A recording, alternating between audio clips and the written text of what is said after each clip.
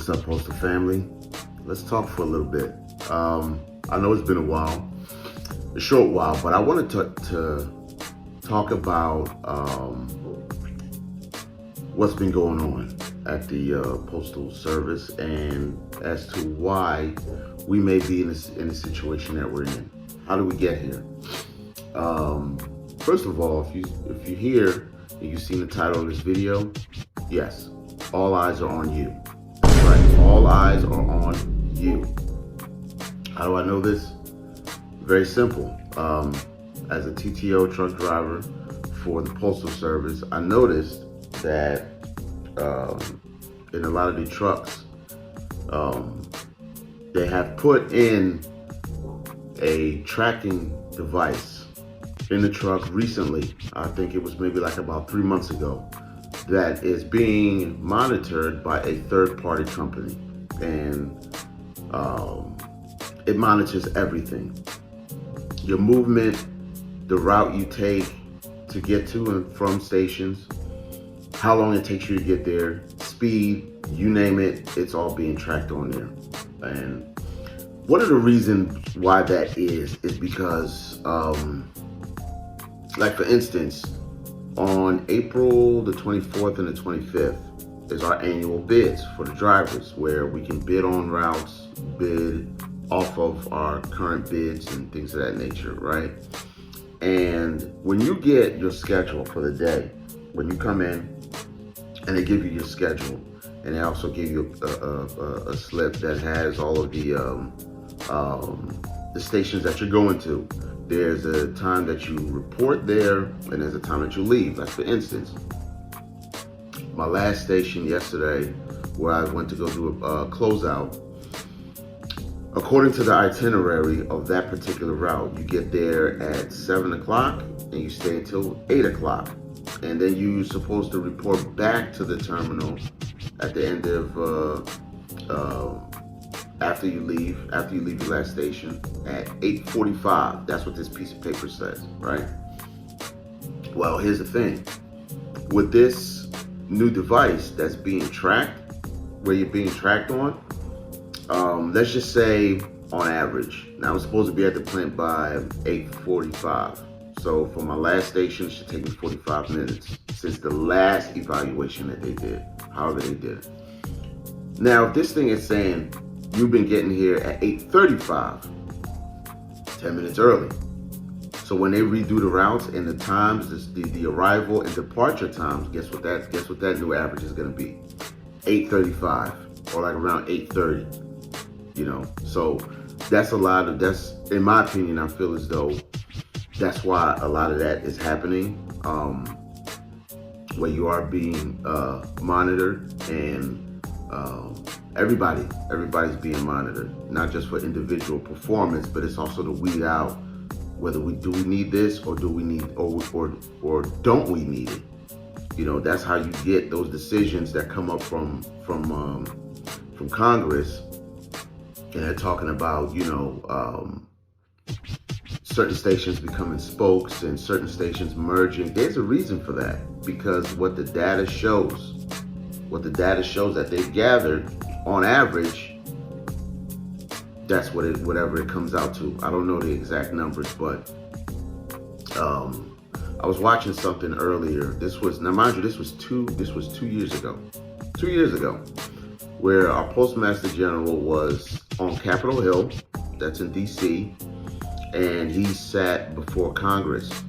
And this is a separate entity outside of the post office. This is the Postmaster General, Louis DeJoy. He went before Congress 2 years ago. And of course, they were grilling him. He was getting grilled or whatever on certain questions and things of that nature, machines and whatever the case may be. But the one guy said something. He said, on average, the trucks are leaving stations. You want us to leave on time, that's fine. But what's happening is the trucks are leaving half full. Yeah, we're leaving on time. The departure time is on point, but they're half full. And he told them straight up, that's not efficient. That's insanity. That's what he told them, you know, right right on Capitol Hill and everything. And yeah, so like I said, we're being monitored, and it's for a reason. It's to weed out certain individuals that, you know, that's not doing what they're supposed to do. And what they're monitoring, they use that as data to make these big decisions, like closing certain stations and things of that nature. Because see, look at it like this. Like, for instance, I have 3 children, right? I got 3 daughters, right? And if you go in your daughter's room, let's just say the middle child's room, and you find something in your middle child's room that's not supposed to be there, what are you gonna do? You're gonna go check everybody else's room. Now, because of the recent findings in the rural carrier craft, being as such the data that they found, it's only right for them to start looking at everybody else, because that's exactly what's happening. That's why 3 months ago they put these tracking devices in there to see your the routes that you take. What time it takes you to get there, what time it takes you to leave, and your speed, if you're speeding, hard braking, all of that stuff. There's a reason why they're doing that. And to backtrack a little bit, like I was saying earlier, when he was on Capitol Hill, a congressman was asking DeJoy about trucks leaving half full. Now the question is, how do you think he got that data? Yep, from your scanners. And part of the reason a lot of these stations are leaving half full, maybe there isn't enough, a whole lot of mail, but at the same time, I'm noticing that a lot of stations aren't using placards. They're not using placards. You could have a half a trailer full, but if you don't have placards to scan, I know you can, and there's a way that you can enter it manually. I think it's like empty counts. That's only if you got equipment, and then you got unscannable counts. That's when you type in how many hampers you have, Gaylords, BMCs, APCs. That's how you keep track of that. But the point that I'm making is these changes that the post office is making is because they're collecting data, and and their recent findings in the rural carrier craft. They said, well, hell, if we could find this, if we found all of this during these route evaluations, what else can we find with the mail handlers, drivers, clerks, city carriers? Let's see if we can find other things. So that's why a lot of these changes are happening. So if you're like me, you come to work when you're supposed to, and you do your job. You don't got no problem with, what they ask you to do. They need you to stay late, okay, fine, whatever the case may be.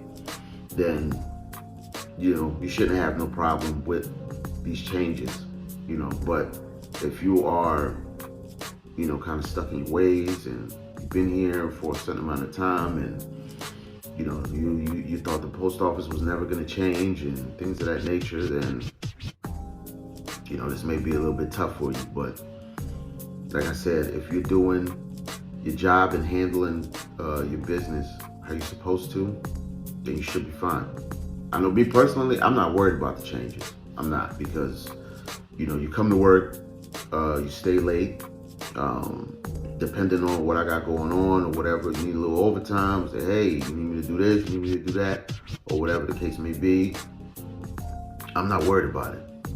But like I said, these changes that are coming down on us is pretty much because of us, really. So my whole thing is, do what you gotta do, stay out the way. So that's all I got for y'all today. I'll holler at y'all on the next one.